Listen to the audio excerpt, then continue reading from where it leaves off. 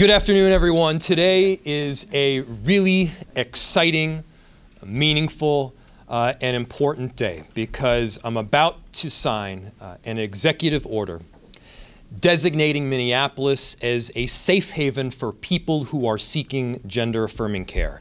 And right now, at this particular moment, while you have states and jurisdictions around the country that are trying to cut back on that right and preclude people from getting the necessary health care that they, as individuals, need, it's all the more important that we here in Minneapolis, we step up to say, here in our city, you're loved, you're protected, and we want to make sure that you feel safe in getting the gender-affirming care that you need. And so this particular executive order supports people's access to services, to drug therapies and other care that an individual may receive to support and affirm their gender identity. Whether someone is already a Minneapolis resident or they're coming from elsewhere throughout the country. And we've got a number of incredible organizations, providers, advocates who are working with people and with families from around the country that may not have that same kind of safe haven that we have here in Minneapolis. They're working with them to make sure that they feel loved and that they can get that necessary care here in our city. And so this particular executive order, which is very similar to the executive order in terms of the legalities and practice as a previous one done on abortion earlier this year, states that the City of Minneapolis and our enterprise staff, one, will be affirming the existing law that we have here in the state of Minnesota, which states very clearly that staff or people cannot prosecute or impose administrative penalties on those that are seeking gender-affirming care. Second, it deprioritizes enforcement if a law were to ever pass in Minnesota. So in other words, if a law were to pass on this topic, enforcement would be a lowest level priority in the city of Minneapolis. Additionally, we're not going to cooperate with other jurisdictions that are not as inclusive, that are not as compassionate, and that are not doing the right thing around the country. We will not cooperate with them, whether that's administrative staff in our city, enforcement, police, or otherwise. Our city will remain separate. As far as data practices go, we want to make sure that people's data remains private. And so to the extent we are able to under the law, and that is always a preface, we want to make sure that people are secure in their identities as well as their privacy. And then that also applies to civil judgment as well. This executive order also affirms the rights of minors that are living apart from their parents or legal guardians to make their own medical decision regarding their gender-affirming care pursuant to Minnesota state law that is already in practice. So this was going to be here a joint announcement along with Hennepin County, as they have recently allocated $500,000 to do this kind of work, which I think is a really important step. The chair, Marion Green, really wanted to be here, but she had something come up last minute and wasn't able to, but is certainly extremely supportive. Really proud to be joined by Senator Scott Dibble. Really appreciate your presence and all the work that you have done over the years for liberty, for privacy, and for compassion in this particular area. Council President, of course, who I'm going to introduce in a moment, when I say I'm speechless about what I literally am. I can't say enough about the work that she has done in this area. A really special thank you to our Race, Equity, Inclusion, and Belonging Department.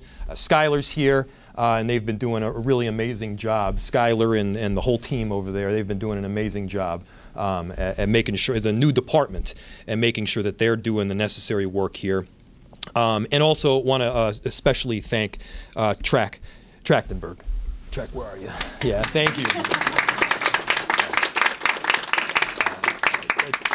Track has been a champion of setting this work up. He's done a tremendous job to move this forward, and we are so unbelievably appreciative. Thank you, Track. Also, Amy Schutt. Where's Amy?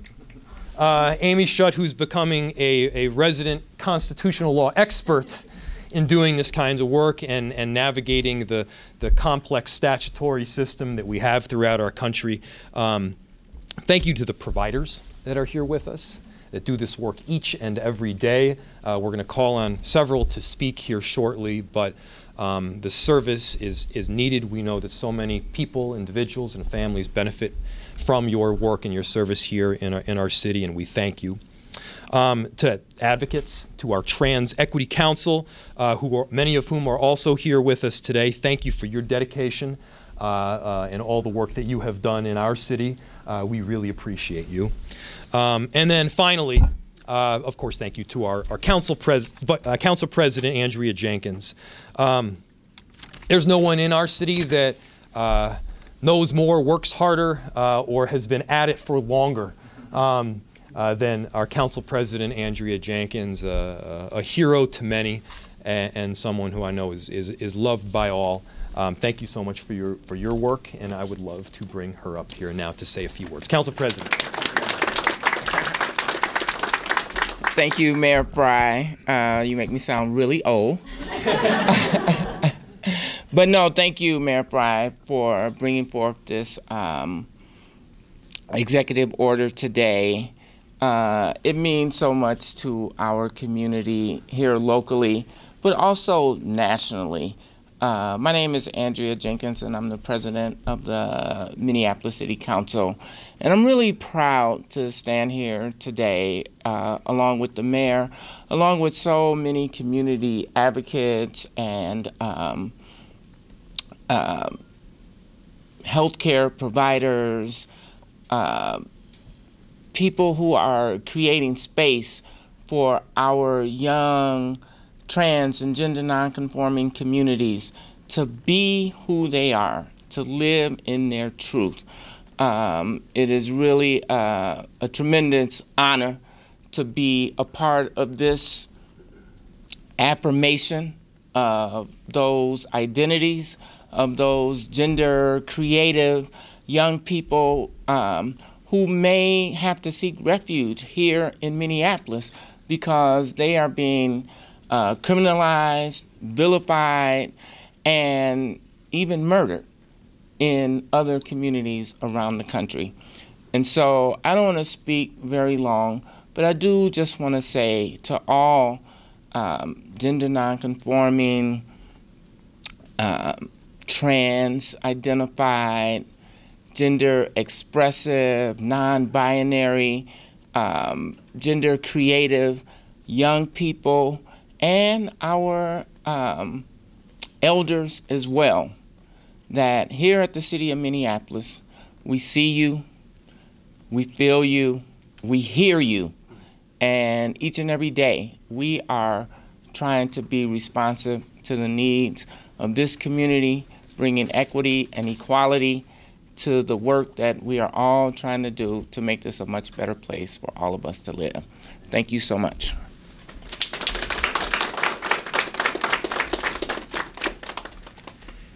Thank you, Council President. And next, I'd love to bring up Dr. Angela Gepford from Children's Minnesota. Thank you so much. Talk about a tough act to follow when your hero gets up to the podium and then steps back. Good afternoon. I'm Dr. Angela Cade Gepford. I use they and them pronouns. I'm the medical director of the Gender Health Program and the chief education officer at Children's Minnesota. I do need to start by thanking Mayor Frey and the City of Minneapolis for this important action to protect gender-affirming care. At Children's Minnesota, our vision is to be every family's essential partner in raising healthier kids. And as part of that vision, just almost 4 years ago, we opened the Gender Health Program because we knew that the transgender and gender diverse young people of this community deserved a trusted medical partner, resource, and ally in becoming who they are. Every aspect of the high quality care that we provide at Children's Minnesota is grounded in research and education, and gender affirming healthcare is no exception. We know that the medical and mental health care that we provide is supported by scientific research across the globe. Every major medical association in this country, including the American Academy of Pediatrics, supports gender affirming care. And what do these studies tell us? They tell us that when transgender and gender diverse young people are supported to get the gender affirming care that they need, that they have less emotional distress, that it has positive impact on their well-being, and that they have reduced thoughts of suicide. To put it simply, when kids are seen and heard and believed, they do better. When we support kids to be who they are, they can grow up to be happy and healthy and safe and strong. It is too often in the gender health clinic that I hear from the young people of this community about the discrimination and harassment that they continue to experience on a regular basis because of their gender identities and their expressions.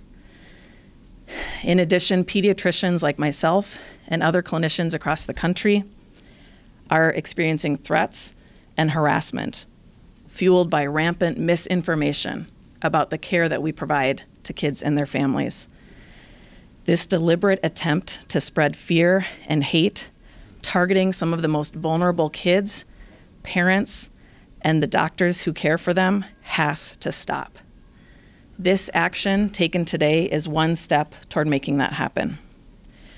More than anything else, I want transgender and gender diverse kids and their families to know that we are standing up for them, not just with our words, but with our actions. All kids deserve to thrive. And thanks to this action taken by Mayor Frey in the City of Minneapolis, we are one step closer to making that a reality for transgender and gender diverse young people. Thank you.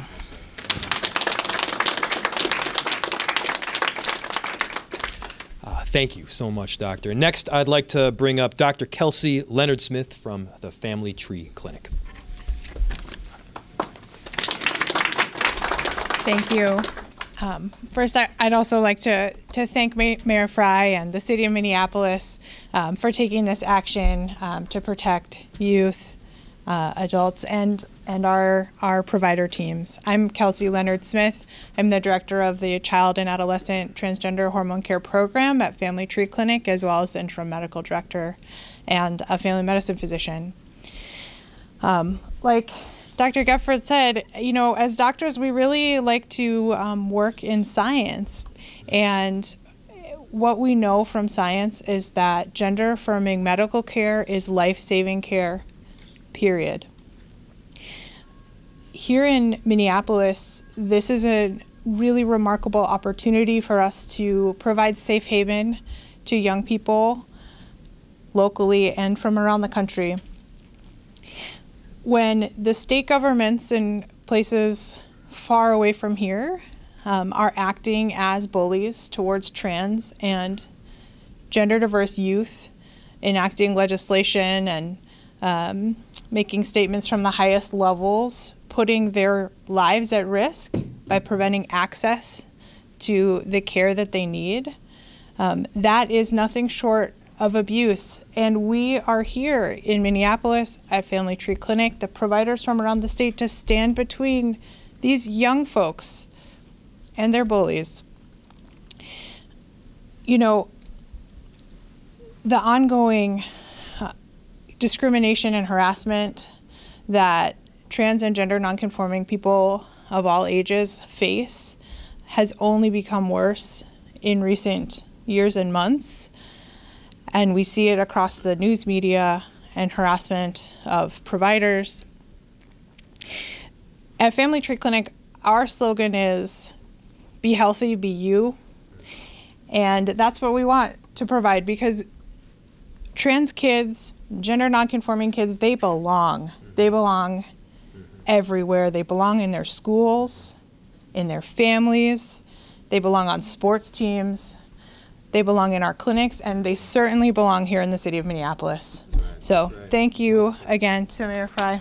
I think that this is a welcome layer of protection for our communities and our teams of clinicians.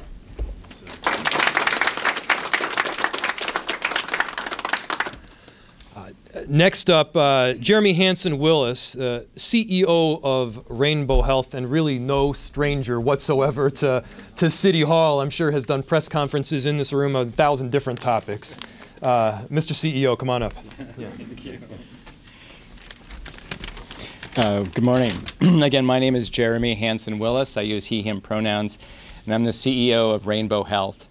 Rainbow Health was born out of the LGBTQ community's response to the AIDS epidemic in 1983. And for 40 years, we have been working to fight for health equity by responding to the health needs of gay, lesbian, bisexual, transgender, queer, and others in our community, and those affected by HIV and AIDS, with a wide array of services, mental health services, social services, and other community health supports to make sure that our community thrives and stays healthy.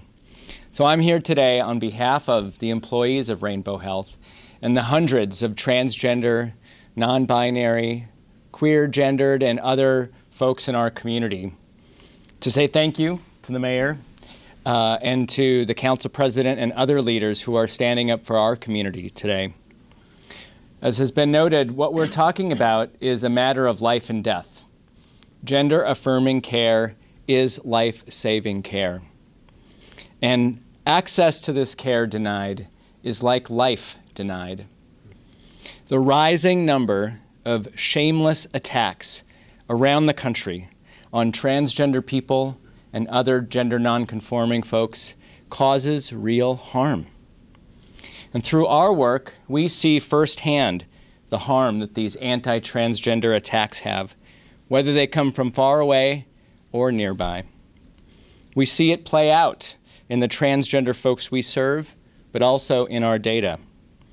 In our studies, the 2020 Voices of Health survey of more than 2,800 Minnesotans found that 46%, almost half of trans non-binary Minnesotans, face anxiety or feel on the edge on an almost daily basis. 36% say they're depressed on a daily basis.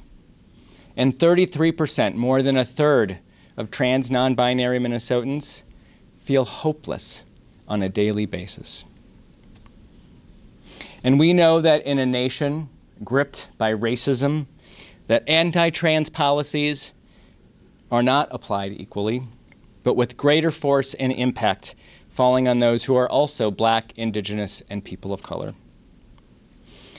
But these persistent attacks on the transgender community and people are exactly why we're here today, and why we continue to fight for health justice for all, so that all queer people across Minnesota and across this country can go to any clinic, any hospital, any treatment center, and get the quality, life-affirming, gender-affirming care that they need and afford. Every single person. So this executive action is very important because it will strengthen families in Minnesota and in Minneapolis. And it will tell transgender folks that this is a place and these are people who care about them, who will help keep them safe, and are there to protect their health. Minneapolis and Minnesota have had a long legacy of leadership on protecting transgender people from discrimination. And today, this action to protect access to gender-affirming and life-affirming care is another step in that legacy. Mayor Frey, thank you for being part of that legacy. And to all of my colleagues and partners in the community, thank you as well.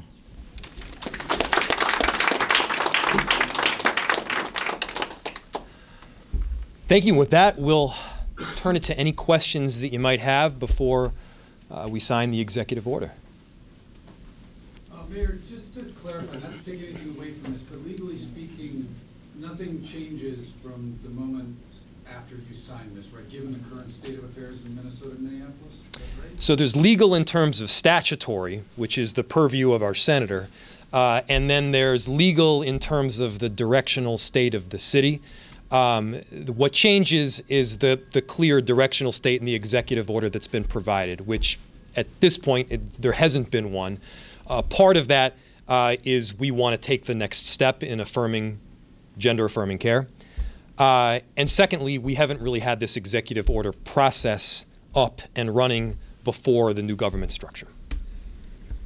Mayor, on a somewhat related topic, I know pretty scary situation at the 19 bar near Lorne Park on Monday. Is the city doing anything to help protect or further protect LGBT spaces, including bars and so forth, given what happened with this gun incident on Monday? Yeah, we are.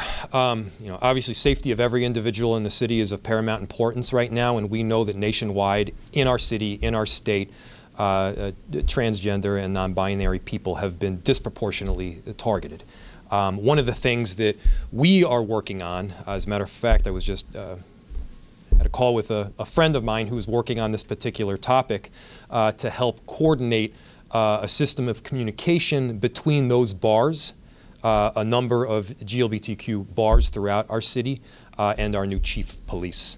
So I'd have to get back to you as to what the present state of that organizational structure is, but that is something that we're working on to make sure that there is immediate communication, but also that best practices in terms of the baseline safety are communicated and provided to those entities. And just to follow up, that was something that was in the works prior to the incident on Monday at the 19 bar? Portions of it were already in place. Yeah, there was actually there have been a number of incidents that have triggered this the work not in our city but nationwide. But the new chief recently came on, and so this was a good opportunity to also introduce our new chief to these bar owners and the community at large. Yeah. Mayor, I would just please. add that the City Council is in the process of adding a full-time position to the Department of Race and Equity, Inclusion and Belonging to focus more broadly on the LGBT community, the issues around safety and access to healthcare, employment, housing, etc. And so we're looking more broadly at bringing more resources and services to the LGBT community. This might be better for a provider, but could you talk about the barriers for this care and how this executive order might help?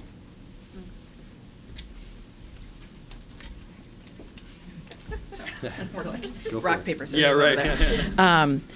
You know, I think what this executive order does is it really eases a burden for patients and their families in terms of knowing that their home can remain their home.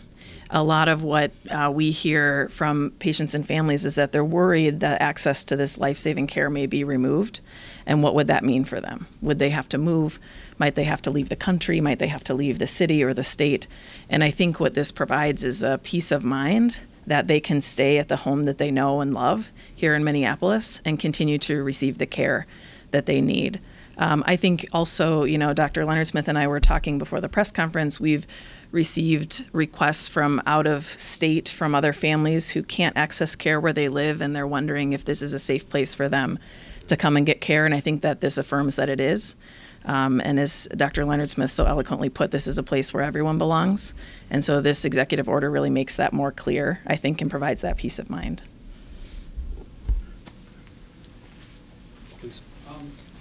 Sorry, I'll just like to respond briefly also. I think the other important message about this is it sends a message to a lot of different people. And it sends a message to people across Minnesota as well as across the country. And we're great to have some very inclusive and model providers here today. But again, from our research and experience from the folks that we serve, we know that 40% of Black, Indigenous, people of color, LGBTQ folks have said that they needed a doctor in Minnesota. They've needed a doctor in the last year, but did not go to that doctor because they feared mistreatment.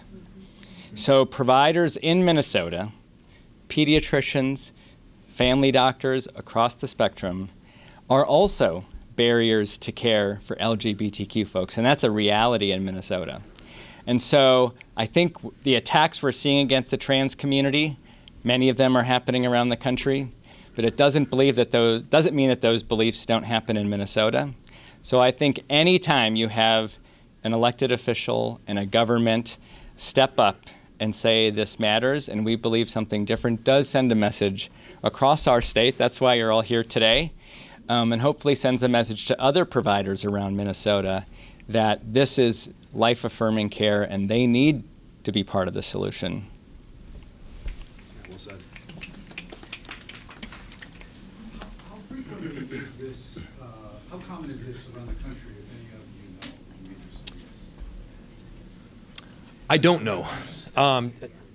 Track, do you have any idea?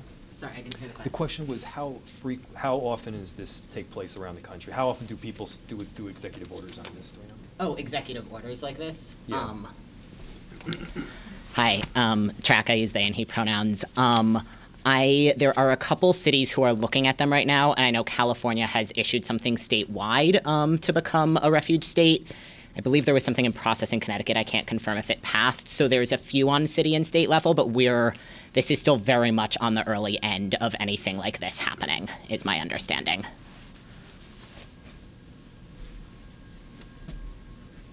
Any other questions? All right. Council President, you want to sit down and do this? Let's move it a little bit. Yeah, first, we so move it in the center here? Yep, we'll Okay. center you. All right, don't sit down yet.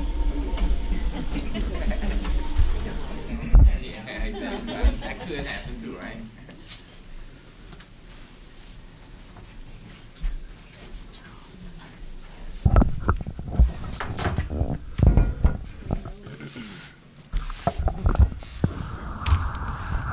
Any final words before we sign this thing? We got to do more of these. That's right. That's right. More of these. So, on behalf of all the transgender and non-binary people throughout our city and throughout the nation, here in Minneapolis, we love you. Absolutely.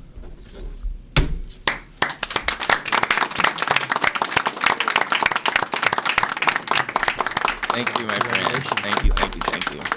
Big step. Thank you so much, everybody.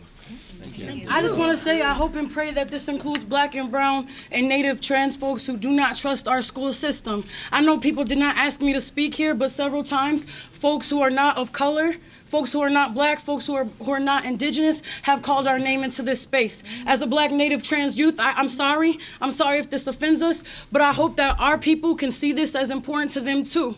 Right. And to know that our lives do matter, Black trans lives do matter, Indigenous lives matter. This is step one. This is step one. Thank you to our elders, but this is step one. Part of Black trans liberation is abolition, and I'm gonna say it in this space because it needs to be said. So thank you so much for your work.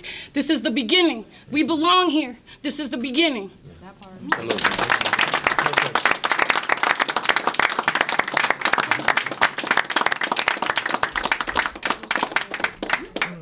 Thanks, everyone. Thank you so much, everybody.